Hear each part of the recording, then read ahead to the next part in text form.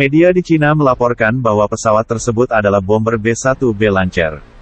Media tersebut menyatakan pembom B-1 melakukan misi di Laut China Selatan, setelah pelatihan dilakukan di pangkalan Angkatan Laut di dekat Hawaii.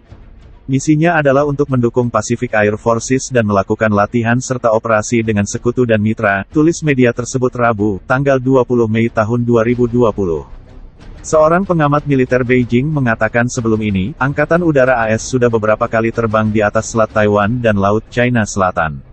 Di antaranya pada 11 kali penerbangan di Maret dan 13 kali penerbangan di April.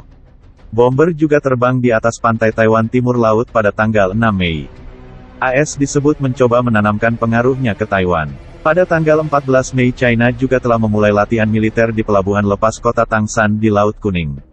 Setidaknya Laut China Selatan sudah panas sejak 3 bulan terakhir karena kedua negara. Seorang direktur studi internasional di Universitas Nanjing mengatakan AS sepertinya khawatir pandemi corona, COVID-19 yang menyebar membuat China makin berpengaruh di kawasan itu. Atau mungkin meningkatkan operasi militer ke Taiwan, katanya. Respons AS, ia sebut mungkin sebagai upaya menahan China. Ini juga taktik AS untuk membuat sekutunya semakin dekat dan mengasingkan China.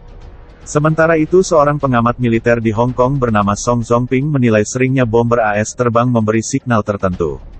Ada potensi pertempuran di masa depan, ujarnya. Menurutnya bomber B-1B Lancer perlu terbang untuk mengetahui kondisi medan perang. China dan AS, ujarnya, memasuki situasi kompetisi yang kompleks dan lebih suram dari Perang Dingin Uni Soviet dulu. Risiko konflik militer tidak dapat dikesampingkan di Laut Cina Selatan dan Selat Taiwan. Dan mereka meningkat, tegasnya. AS dan China sudah terjebak perang dagang sejak 2018 yang menekan perekonomian global. Meski sudah menandatangani fase I perdamaian, tensi keduanya naik setelah AS menyalahkan China karena penyebaran corona. Corona jenis baru yang penyakitnya kemudian diberi nama COVID-19 ini menyebar di Wuhan, China, Desember tahun 2019. Kini AS menjadi negara dengan kasus terbanyak di dunia. Sementara itu China bakal menaikkan anggaran militernya hingga 6,6% di 2020. Hal ini terungkap dari laporan yang dikeluarkan Kongres Rakyat Nasional (NPC), Jumat tanggal 22 Mei tahun 2020. Anggaran akan ditetapkan sebesar 1.268 triliun, 178 miliar dolar atau sekitar Rp2.632 triliun. Ini merupakan yang terbesar kedua di dunia setelah Amerika Serikat (AS), yakni 738 miliar dolar.